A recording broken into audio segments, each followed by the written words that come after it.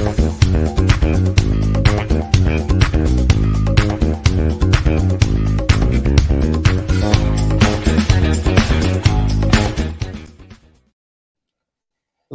welcome to our live stream. We are having a bit of a camera issue this morning, but it's so good to be here with you. And it wouldn't really be a live stream at reInvent from Vegas if we didn't run into issues like this. So sorry for the late start, but we couldn't be more excited to present all the amazing stuff that's been happening over here. There, let's get back into there we go. Okay, sorry about that. Wow, how have you been? It's been such an incredible 48 hours over here. We got in over the weekend and trying to get set up. And yesterday was the start, and what a day it's been. We've had some amazing announcements, some amazing conversations. If you were on the expo floor, you would just be shocked as to the number of people over here. I think it almost feels like the memories of COVID are all gone. We had maybe 20, 30,000 people on the expo floor. So yeah, it's just been an absolutely amazing experience to be here in person. And like I've said before, it's all about meeting all the people, connecting. That's been really, really awesome. So yeah, we've got a very exciting live stream lined up today with a lot of announcements to talk about. So we might keep it a little shorter, but we're going to talk about all these amazing announcements very quickly to recap. And yeah, we're going to be doing one every day, right? Absolutely, one every day, 7:30 a.m. Yeah. Wednesday, well, this one, Wednesday, Thursday, and then a 5:30 p.m. wrap up. I feel like the AWS announcements feed is doing to my brain what the lights are doing to my eyes. Absolutely. I think, in the last 48 hours, they've dropped something like 35 or 40 different announcements just in the regular blogs feed, and it's been absolutely insane.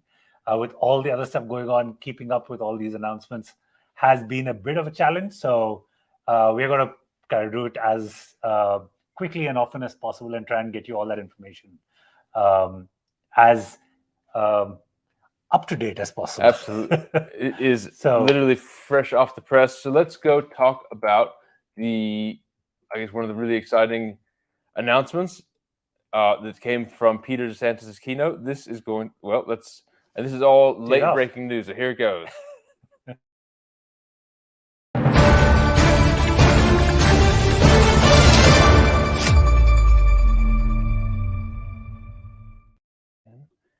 Okay, this is a very exciting one. This is the Graviton 3E, and this is a new edition of the Graviton. We've got some looks like unofficial shots from the keynote. The keynote is still being edited and should be up on the reInvent site in about 24 hours, they said. Correct. But here is some of the photographs of the Graviton 3E announcement. Yeah, so for those of you who are new to the Graviton world, of course, the vast majority of the Graviton instances are on the Graviton 2 setup. And then last year at reInvent, they announced the Graviton 3, and you have the C7G instance, which basically is the Graviton 3 instance for very computationally intensive workloads. And last night, Peter DeSantis announced the Graviton 3E, which is an extension, I guess, of some sort of the Graviton 3 platform, but it is very specifically driven towards network-oriented workloads. So things like if you were doing NAT gateways or network routers or things like that, I guess these kind of instances would be really cool. And the new instance type is called the C7GN. Well, there's the C7GN, which is the new there's a C7GN, which is the network one. And then there's it's kind of a family. It's the C7GN, and it's also the HPC 7G for high performance Graviton 3E. So correct. And larger instances of 64 vCPUs, 128 gigs of memory. Correct. So this is pretty exciting, though. I'd be very interested in learning about use cases where people are deploying these instances. I guess there are a lot of network appliances that folks deploy on AWS, and they're using. We're going to find it very useful to use these kind of instances to run those. So very, very exciting news around this. We're going to we're going to wait for more details around this new family of instances.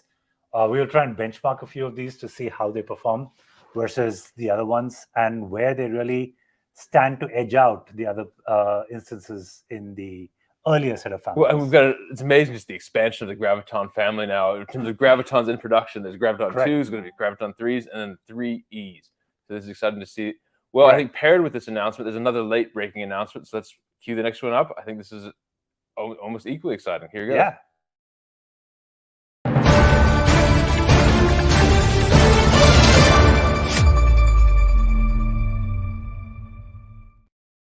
Continuing with this on the Peter DeSantis keynote, more Amazon. Do you hear that noise in the background? That's our announcements feed. Sorry about that. There's more and more coming down the pipe. We're going to try and catch up to yesterday, and we'll keep going. This is the Nitro V5, custom silicon built by Annapurna Labs. So the new Graviton instances will be paired with the Nitro V5. Correct. And the Nitro V5, for those of you who haven't read the Nitro white paper that Jeff Barr kind of put out on his tweets last week, was it? Yeah, that was just last week. It is a fascinating read. I think we covered it during the last week's live stream as well, where we spoke about how there shouldn't really be any more excuses for moving to the public cloud and all the security associated with it. This is just absolutely awesome. And I can't, like, in my head, there was just Nitro. I didn't realize that they've already been 5 revisions of Nitro. So we are at Nitro 5.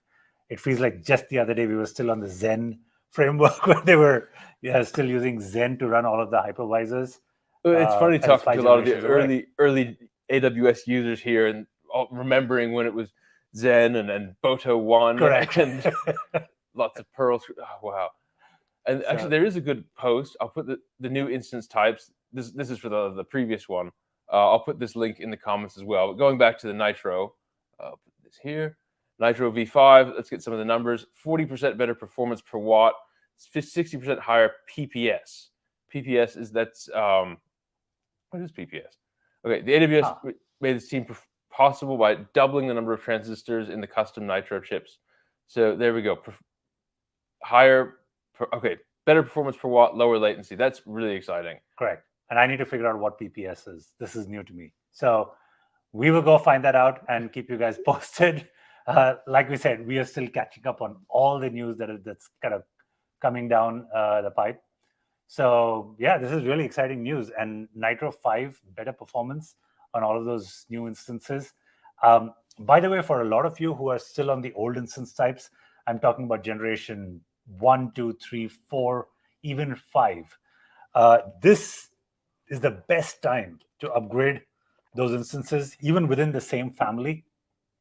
Upgrade them to the latest instance types or the latest generations within the family. So if you're on an M2, M3, M4, get to the M6G, which is the Graviton 2 based instance. I mean, this is the best time to get to that.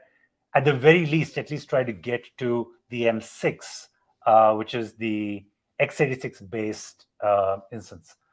You also have the options of the AMD ones, which is the M6As. So try and get to the latest generation at least.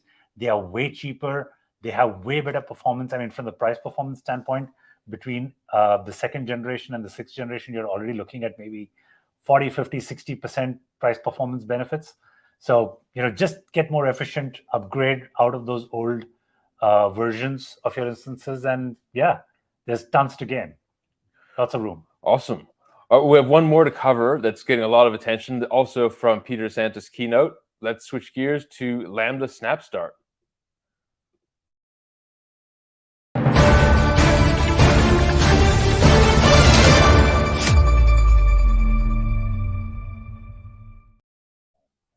Okay, so it was announced both as a Jeff Barr blog post, but also was discussed highly during Peter DeSantis' keynote. This is accelerate your Lambda functions with Lambda Snap Start. Yeah. So what's the purpose of Lambda Snap Start? This is for Lambda functions that have large runtimes that are slow to initialize. It says in the blog post, it can take sometimes 6, 7, 8, 9, 10 seconds, which And this is what most of us know as the cold start problem. So getting these runtimes loaded in memory and warmed up to be able to service all of the requests that are coming in can at times take a pretty long time, in the scheme of things. And therefore, this SnapStart solution appears to be addressing that particular problem. Yeah, it looks really. It divides the Lambda into the init, invoke, and shutdown phase, and then basically gives you certain conditions where it seems like it's mostly for Java, Correct, which uses this. And Java has the longest boot time for the runtime for it to get started, and therefore I think this is particularly tailored towards the Java workloads. By the way, this particular blog post has an amazing. I was going through it a little while ago. It has very, very detailed examples of exactly how this works. This blog post is actually really good, and it makes me feel like Jeff's been listening to our live stream and looking at our ratings mechanism. Well, look, it's got screenshots, it's got use cases, it's got code. It's got all the specific things that you want in a blog post. So this one actually gets a 5 cloud from me. There we go, 5 clouds. Because this is exactly what you want, right? For practitioners who are trying to use this, trying to figure out where this fits in. Having all of this code, these things to know, all of this stuff is just absolutely awesome. And I threw a simplifies on there as well. This is correct. This is going to make your life easier correct. in most cases. One thing I thought was really interesting was this uniqueness. Because they're using caching, they have to basically make sure that the random number generator, they cache, I guess, the seed from that. Correct. Or it says, here we go.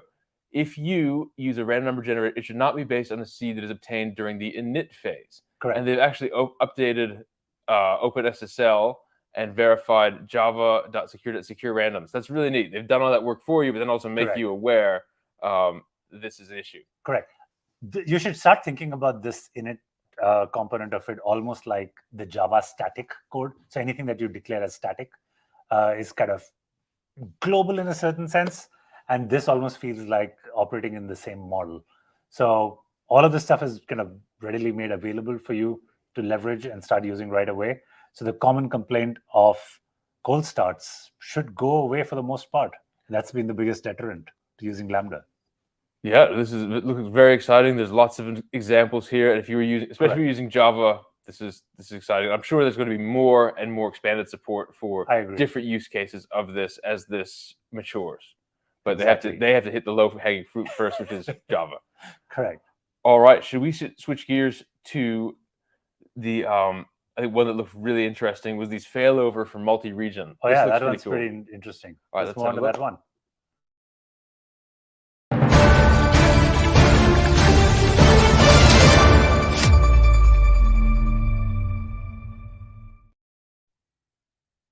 Okay, here. This is another Jeff Barr blog post. He has been busy on the lead up to reInvent. I could personally witness this. It's a pretty incredible process. But here's the result. Failover controls for Amazon S3 multi-region access points. So multi-region access points, it's saying you could access an S3 bucket from multiple regions. So the S3 buckets are locked to regions in a different way than almost everything else. Correct. So you have S3 global buckets and you have region-based buckets as well. And yeah, the structure, like you said, is fundamentally different from everything else. And these new failover controls are actually pretty interesting. So why don't we just read through this a little bit? Okay, let's see. These let you shift your S3 data access request traffic.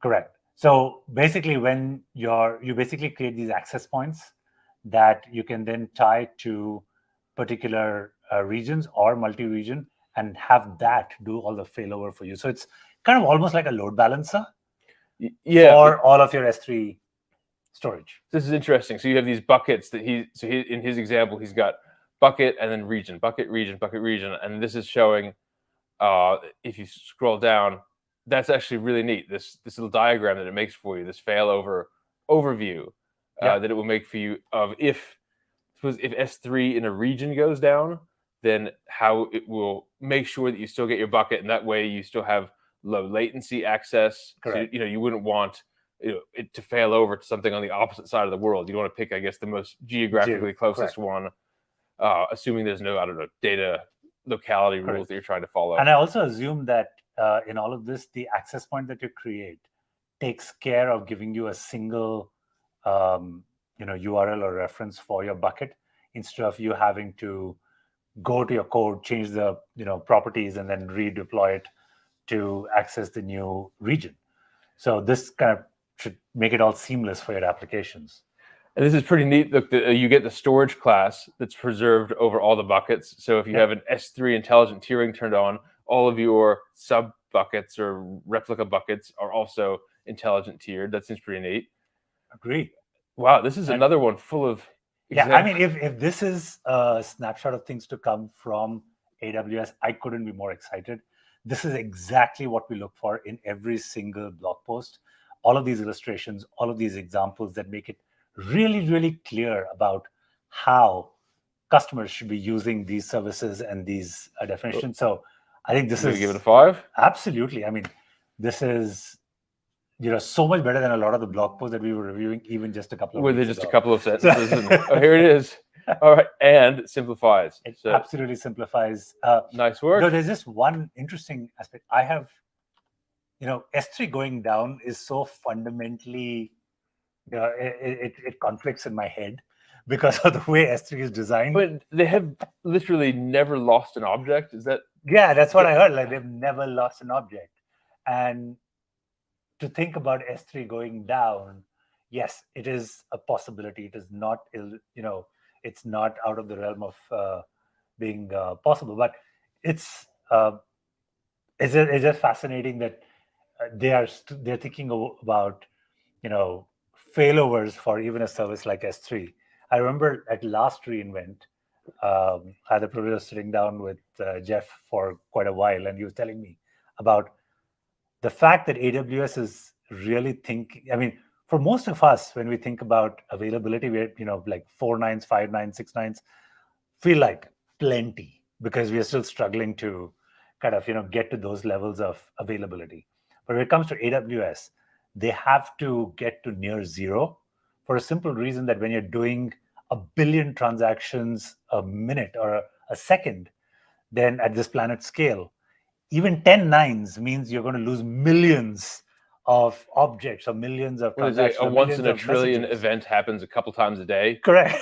And that's a lot. Like in their world, unless you're at zero, you're still losing millions of billions and trillions of messages or objects or whatever. And that's a big deal. Well, once in a trillion is like dropping a piece of paper, having it land on its edge and stay there, which that's what they have to deal with. But yeah, I mean, at their scale and their operating model, that's what that is the level of failover and availability that they have to think of. So I don't envy the engineers at AWS. You guys are doing an absolutely amazing job, but it's fascinating to think about how you guys think about this stuff. So yeah, kudos. And again, Jeff, thanks a ton for these blog posts.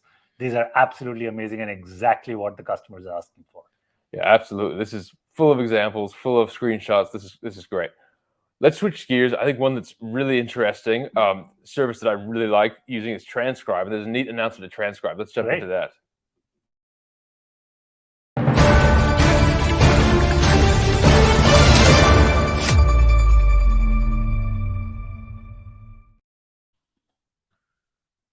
Okay, we are... I closed the tab. Sorry about that. This is coming out. Give me 1 second here. Actually, let me put this off the screen for a moment. Again, if it is not a live stream and we aren't struggling to put everything together, it wouldn't be reInvent. So yeah, but this particular announcement is actually really cool. This is all about real-time analytics during live calls. And this is really, really cool. We've been doing some work with this where we've been, putting together a bunch of data where we've been using not just Transcribe, but we've also been using a lot of the sentiment analysis and all these other services to understand what happens during the live call, including recognition and all these stuff. So this one is really interesting because when you have a Zoom call or you have a Chime call or any of these things, if you ran them through Transcribe, it will be interesting to figure out sentiment around what each person is, what each person's sentiment is on the call, so you can take action. One of the things that I've always felt about virtual meetings, and having done this for like 15 years now, is that it's easy to kind of switch off as you're listening to somebody in a meeting.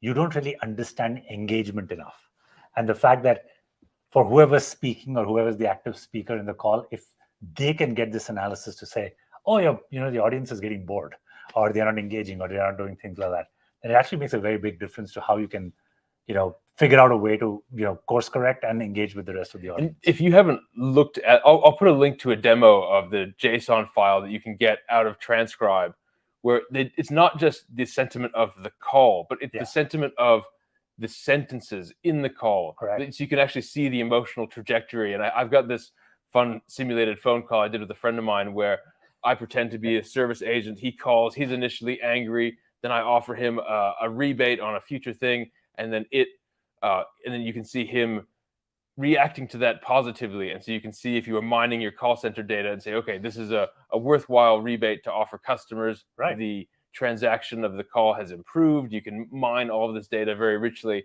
And so being able to do this in real time and being able to, I guess, intercept a bad situation, maybe a particular agent, a particular customer aren't getting along, you can transfer them to agents that specialize in boosting. Correct. It's really exciting, all the things you can do. It's really fascinating what you can do with this now. Well, and you can see all the different building blocks that they've built coming together at these very high-level services, right?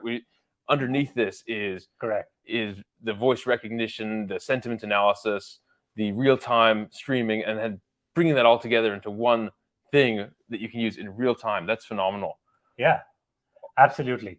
We couldn't be more excited about all of this stuff. This is really, really fascinating announcement. And like I've said before, it is all about the higher order services. If you're not leveraging the higher order services that AWS is coming up with, you're kind of missing the point, because these bring in some amazing technologies that would not be possible to build yourself or would be insanely expensive. And you can start leveraging them at cents to get started, and they can really transform the way you run your business, you run your products, all of that stuff. So leverage the higher order services. It's not about the bare bone instances or just Kubernetes. The higher order services is where all the value is.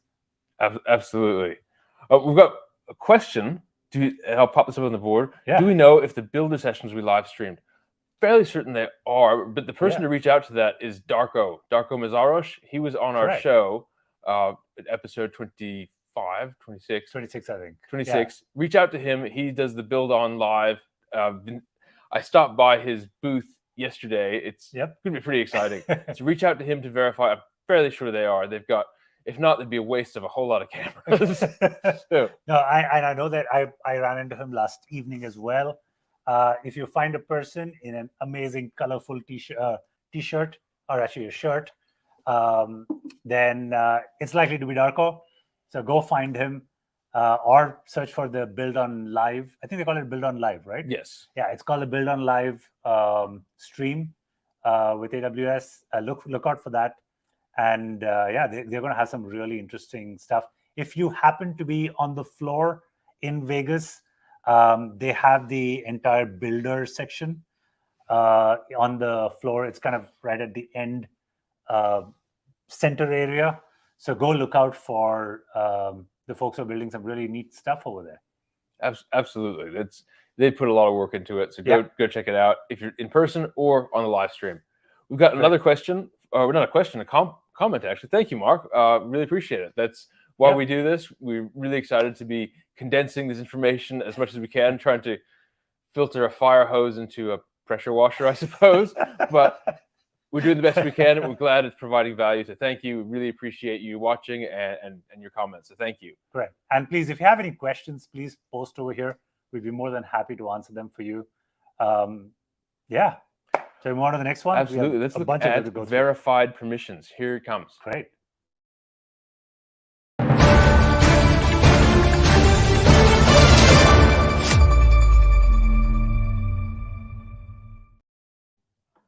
Okay, this one is really interesting. Bringing this up on the screen. Here it is, verified permissions. Great. So what this basically does is when you're building applications which use Cognito as a permissions mechanism, you can create very, very granular permission schemes for your users to decide who gets access to what kind of data. I'd be interested in, I was just starting to look at this. Like we said, there's a fire hose of this information coming in. I was hoping to see a few examples at the bottom about exactly how this is managed.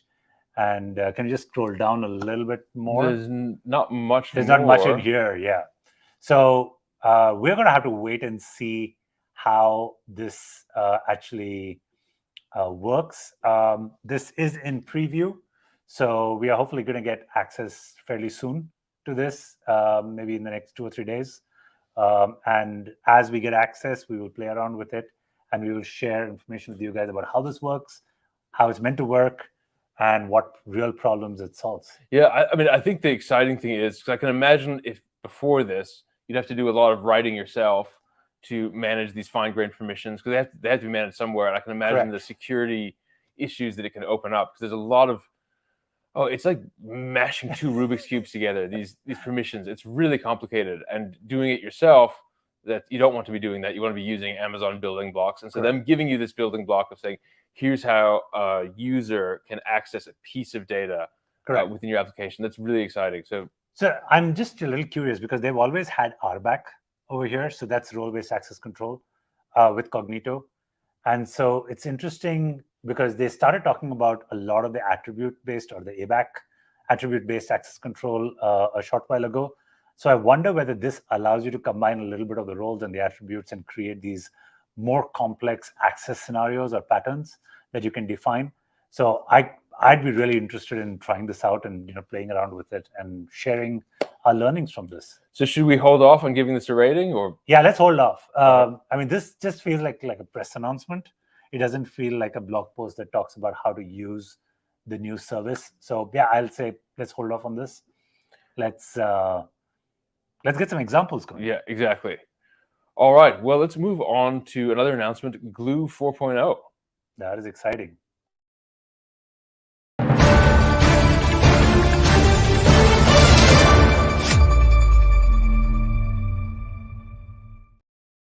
And all right, let's put this up on the board. And then again, this is another testament to how busy Jeff has been. This is another one that came out. Glue 4.0, new updated engines, more data formats, and more. So Glue, there's tons of stuff packed in over here. Like there's just so much. So Glue is basically the ETL, framework within the AWS services. It really allows you to stream all of your data, process them in big batches, and Glue has a bunch of other services kind of within it. It's not kind of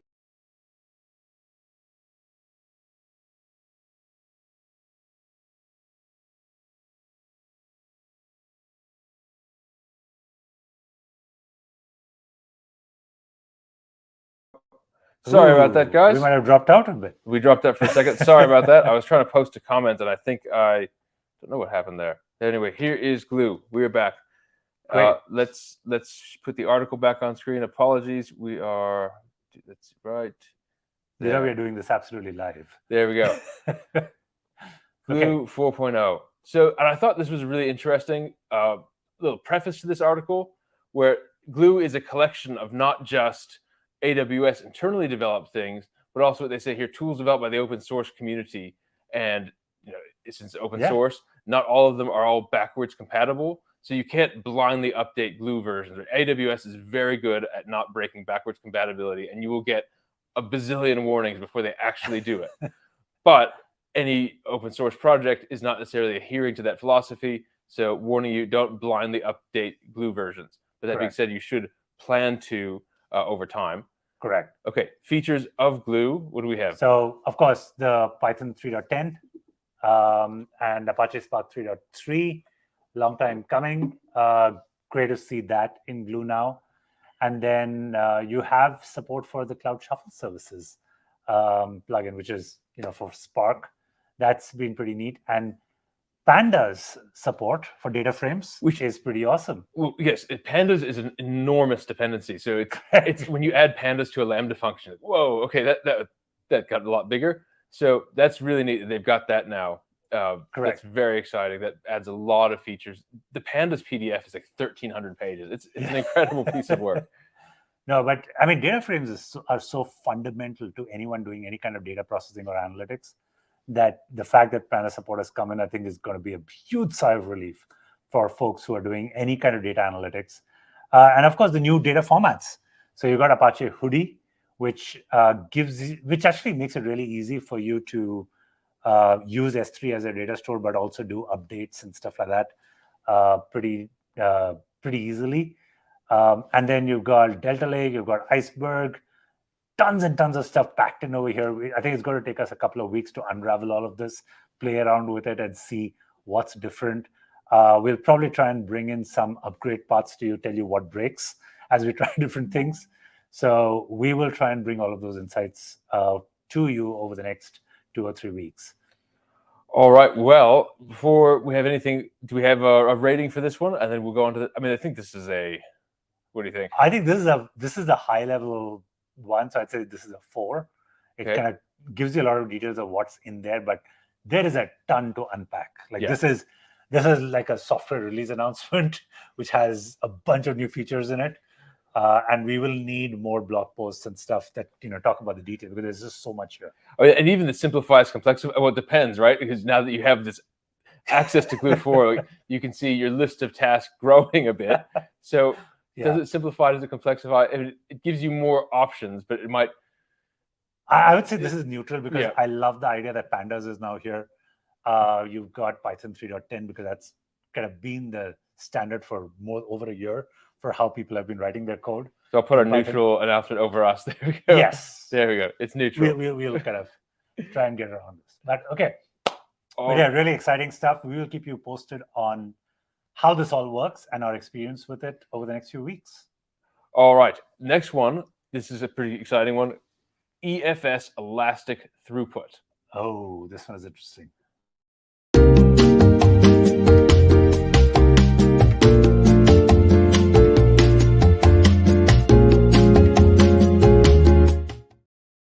All right, here is EFS Elastic Throughput. Let me zoom in here, and I'll put this link into the comments now, this time without closing the streaming tab.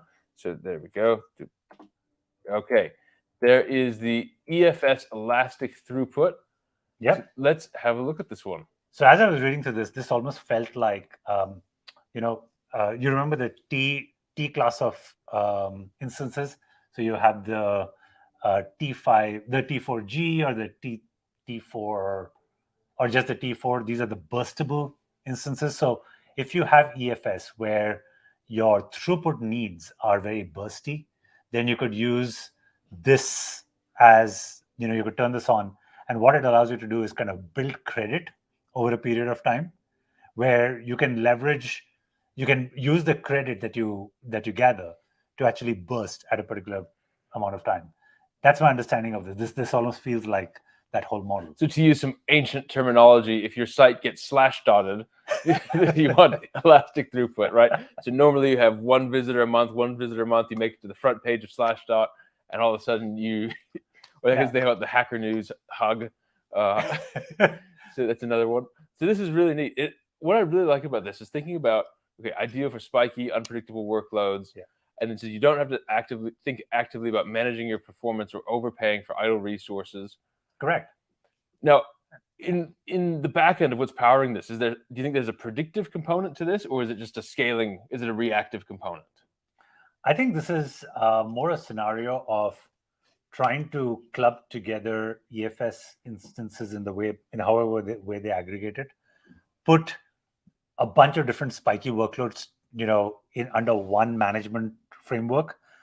And when you have a lot of those things going on, you will eventually find that the net is a smoothing of the curve. So take a bunch of like sine waves, put them all together, you probably get a flat. Well, I guess it reminds me of what you were saying when you aggregated, and this is a story for another day. Well, in your Cloudflare stuff, when you aggregated all these tiny databases into an enormous Aurora instance. Yep. So we run about 2,000 schemas under one Aurora cluster, and that Aurora cluster is so static in its usage and performance. It's pretty amazing. But each individual database schema is incredibly spiky in its usage, in its resource utilization. So when you kind of club them all together, you get a pretty predictable and flat setup. And I guess that's what they've done. They've basically pulled together the management framework around these set of um, Elastic instances or EFS instances, and that allows you to kind of net get a pretty stable, predictable outcome. Absolutely, this looks really, really exciting. Serverless, fully elastic file How's storage. the pricing? I'd be interested in figuring out what the pricing looks like. I guess I'm guessing it's going to be a little more. EFS user guide. I don't see anything about pricing. That is a good question. I wonder. We'll check this out. All right. We are going to dive into this. There's tons for us to look into, but this is pay-as-you-go pricing, so it's not even credits. A new throughput, yeah. But my guess is that this is going to be slightly more expensive than your standard EFS volumes. But if you have a spiky workload, it totally makes sense. Yeah, and for especially the smaller projects, again, where you don't know when it's going to burst. Correct. Like all my little personal Dynamo DBs are all pay as you use because I don't need any fixed infrastructure. Exactly. Before we transition to the next one, Kirk, the audio for your intro bumpers is super loud. Thank you for that feedback. Really appreciate it. I will address that on the next one. I was wondering about how StreamYard balances that, so thank you for that feedback. Really much appreciated. We'll make the adjustments. All right, let's go to the final one. We are cross-account, CloudWatch cross-account observability. All right, great. Cover your ears.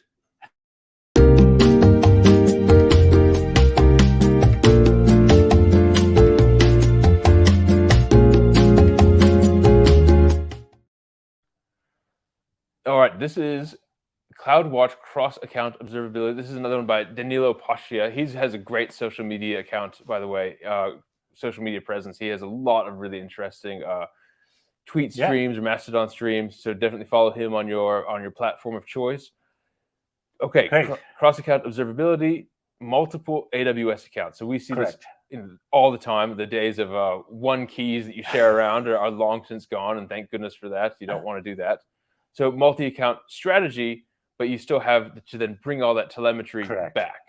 So here's the reality of most deployments. I mean, back in the day, you used to take an entire application and put it all in one account. That's no longer kind of feasible because you have limits. So let's say you have a completely serverless setup.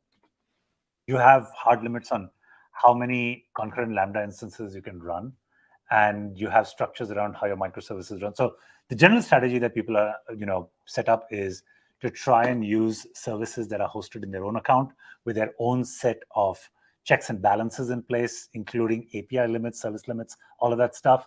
So it's a great way to kind of keep each module or each microservice in control.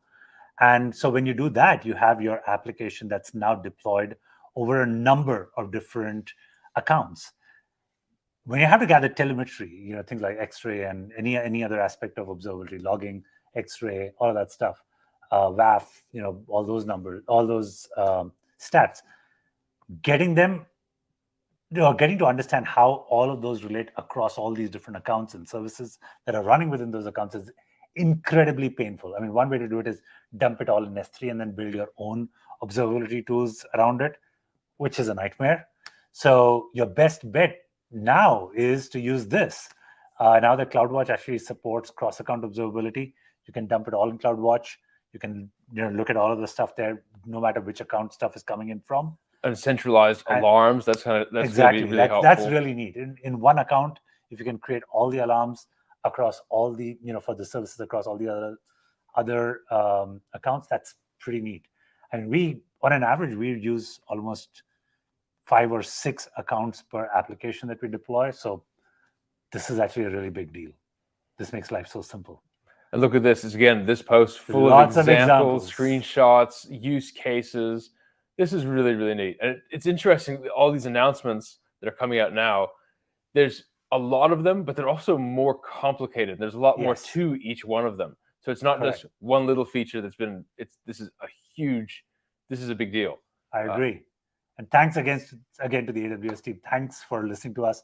This is a godsend for anyone who's trying to really understand what's happening with these announcements or how to leverage it. These examples are absolutely priceless. So And thank you so especially much. this diagram. Look at that. Okay, account, monitoring account, source account.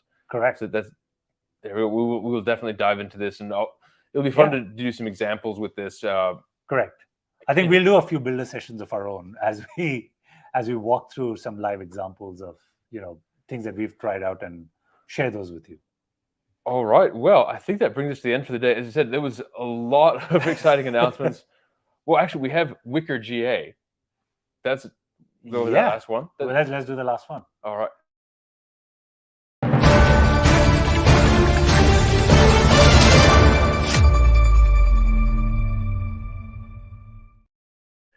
Wicker. This is a post by Sebastian Stormach, and we talked about Wicker a while ago when it was announced as a preview. Correct. And now this is general availability of Wicker. So now, if you've been holding off on trying it out, I think now's the time. I'm really curious to see how it compares to other messaging services like Slack. Chime. Well, Chime seems to be a de facto in the Amazon world. So yeah, it'll be very interesting to see how other corporates start leveraging Wicker as their internal communication tool. This is the substitute, like Steven said, for Slack or Google Chat or any of those mechanisms. You can share documents, messages, video calls, files, all of that stuff. So yeah, let us know your thoughts. Try it out. Let us know if you like it or not. And it shows the motivation in literally the first sentence is, okay, they've got the all the they tick all the boxes in terms of businesses, regulations, all of that. So that really makes the use case. And having worked with banks and with healthcare, this is extremely important. Correct. Okay, we have a question. I think Mark has a question over here. Subscribe to notification enabled. When is the next episode? In about 23 hours. So this week, while we're here in Vegas, live on the floor, we are trying to stay on top of a lot of very interesting announcements that are coming through our way. So this particular AWS Made Easy live stream is going to be every single day at 7:30 a.m. Pacific. 7:30 Pacific. Yeah, 7:30 Pacific. Sorry, I'm confused about time zones. I'm in a 13 and a half hour time zone difference, so my head is all messed up with times. But we're going to be here every morning, and then on Thursday we are doing a wrap up. Yep, 5:30 p.m. 5:30 p.m. Pacific. A sigh of relief, a little bit, but also sad to see how this excitement will be coming to an end. But that's in a while from now. Correct. And otherwise, every Tuesday at 9 a.m. Pacific is when we do our live stream. This is Ask Us Anything. So please feel free to post your questions. Let us know in advance about areas or topics you want us to cover. We are available on our social handles. Mm-hmm. They're available also on awsmadeeasy.com. So reach out to us, and we'd love to cover whatever you guys are interested in. Yeah, any questions you have for tomorrow, any announcements you want us to go over in advance, just send them in or just drop it right into the chat, and we'll go over it. Yep, absolutely. Awesome. That is it for our show today, I guess. Yep. What have you got going on? Okay. Today's so in another 45 minutes or so, we have Adam Selipsky's keynote, which if you are here in Vegas on the floor, please come join us. We have an amazing suite here, and we're doing a live watch party, followed by we are going to be doing a podcast later today, which covers all of this. And I have two amazing guests. I have J.R. Stormont, who is the executive director and the creator of the FinOps Foundation. And I also have Joe, who runs all the communities exercises for the FinOps Foundation. So they're going to be my guest today, and we're going to try and unravel everything that's announced during Adam Silpsky's keynote. There's going to be a ton that's being announced. So from all the feelers that I've been getting, of course, AWS remains incredibly tight-lipped, but pretty much every team has told me they have some amazing stuff that's going to be announced around their Tight-lipped, teams. but bursting at the seams. But bursting at the seams, like. So couldn't be more excited about it. My prediction is that there's going to be a ton of stuff around cost and efficiency and that stuff, because again, that's top of mind for everyone.